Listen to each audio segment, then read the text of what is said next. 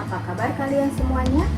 Semoga kalian sehat-sehat ya dan selalu mendapat lindungan dari Allah Subhanahu wa Ta'ala. Baik, sebelum memulai pembelajaran, jangan lupa membaca basmalah terlebih dahulu. Bismillahirrahmanirrahim. Mungkin kalian tadi sudah menyaksikan ya video singkat tentang flora di Indonesia. Berkaitan dengan video tersebut, hari ini kita akan belajar tentang persebaran flora di Indonesia. Di mana sajakah persebarannya tersebut? Untuk lebih lengkapnya, mari simak video penjelasan Nisri berikut ini.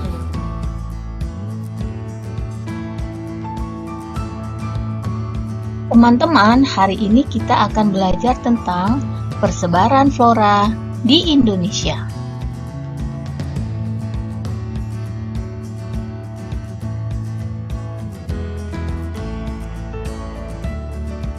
Tahukah kalian bahwa keanekaragaman hayati di Indonesia termasuk 3 besar di dunia bersama negara Brazil yang berada di wilayah Amerika Selatan serta negara Zaire atau sekarang yang dikenal dengan nama Republik Demokratik Kongo yang berada di wilayah Afrika.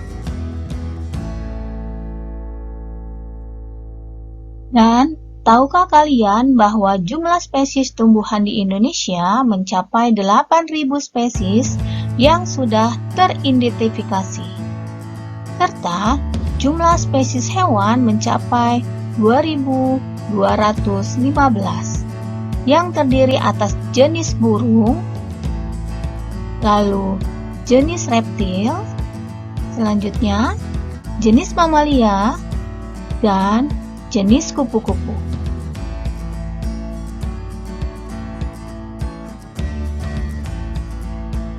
Dan tahukah kalian faktor yang menyebabkan perbedaan flora dan fauna di Indonesia?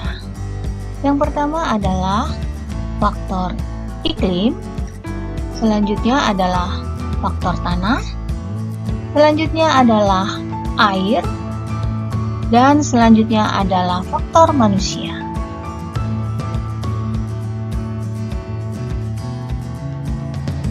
Faktor yang pertama adalah iklim. Di dalam iklim terdapat beberapa faktor, yaitu kelembaban, suhu udara, dan juga angin. Kelembaban dan suhu udara diperlukan bagi pertumbuhan fisik tumbuhan, sedangkan angin diperlukan sebagai media penyerbukan untuk tumbuhan.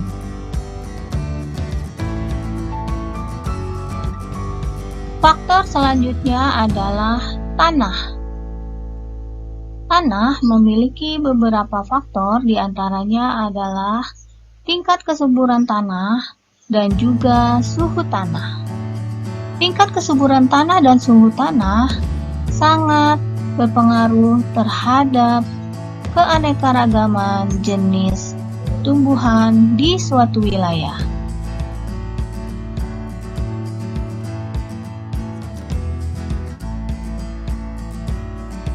Faktor selanjutnya adalah air.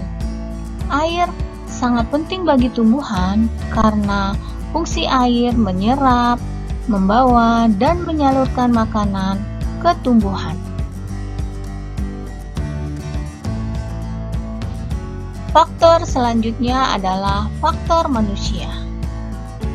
Dengan adanya ilmu pengetahuan dan teknologi, manusia bisa menciptakan spesies baru bagi tumbuhan. Dan manusia juga bisa menyebarkan flora dan fauna ke daerah lain. Namun, keberlangsungan hidup flora dan fauna dapat terancam dengan adanya pembukaan lahan. Selanjutnya, dengan adanya perburuan liar.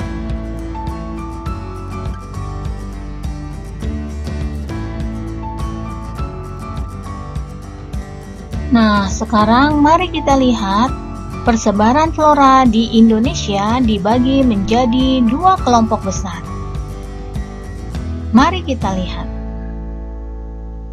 Yang pertama adalah kawasan Indo-Malayan. Selanjutnya adalah kawasan Indo-Australian.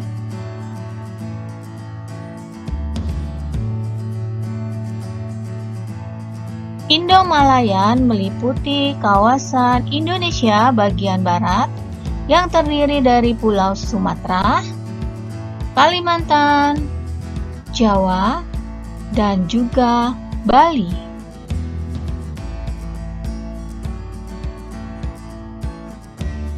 Sedangkan Indo-Australian meliputi kawasan dari Indonesia bagian timur yang terdiri dari Sulawesi, Maluku, Nusa Tenggara, dan juga Papua.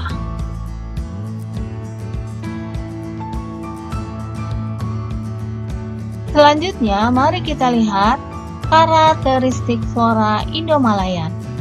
Yang pertama adalah dengan banyaknya jenis meranti-merantian. Kayu meranti dikenal sebagai kayu yang kuat dan juga awet. Biasanya bisa digunakan untuk pintu, jendela, serta furniture. Kemudian juga terdapat banyak jenis rotan. Nah, biasanya rotan ini diolah menjadi furniture dan juga alat kebutuhan rumah tangga. Karakteristik selanjutnya adalah banyak terdapat jenis nangka. Nah, kalian mungkin sudah familiar ya. Biasanya nangka yang muda bisa juga digunakan sebagai bahan untuk membuat sayur. Selanjutnya, kalau nangka yang sudah masak, pasti kalian pernah menikmatinya, bukan?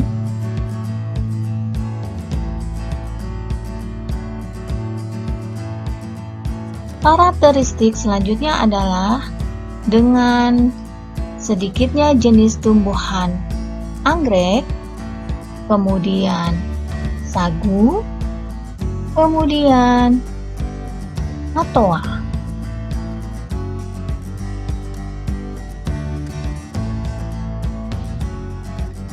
Karakteristik selanjutnya adalah dengan tidak terdapatnya hutan kayu putih.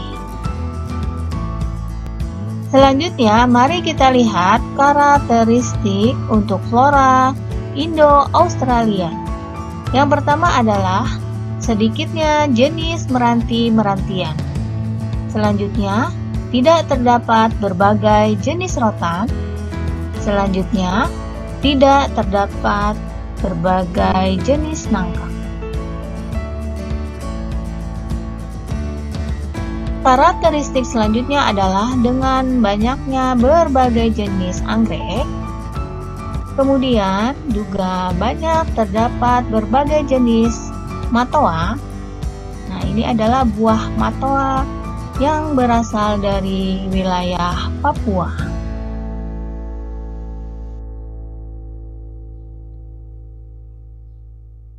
Karakteristik selanjutnya adalah dengan banyaknya terdapat tumbuhan sagu.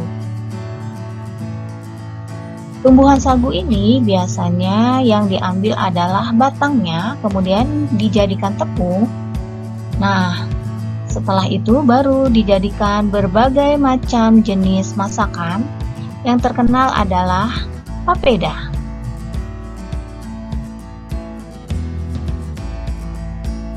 Karakteristik selanjutnya adalah dengan banyaknya hutan kayu putih. Nah, tahukah kalian bagian manakah yang dapat dijadikan sebagai minyak kayu putih? Ya, bagian daun dan rantingnya lah yang dijadikan sebagai minyak kayu putih. Jadi, jangan lupa kalian harus ingat ya, rawat, lindungi, dan lestarikan flora dan fauna di Indonesia.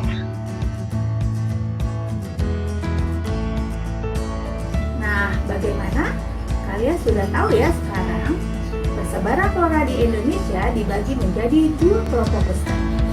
yaitu kelompok Indo-Malayan yang merupakan kawasan di bagian barat Indonesia, yaitu Pulau Sumatera, Kalimantan, Jawa, dan Bali.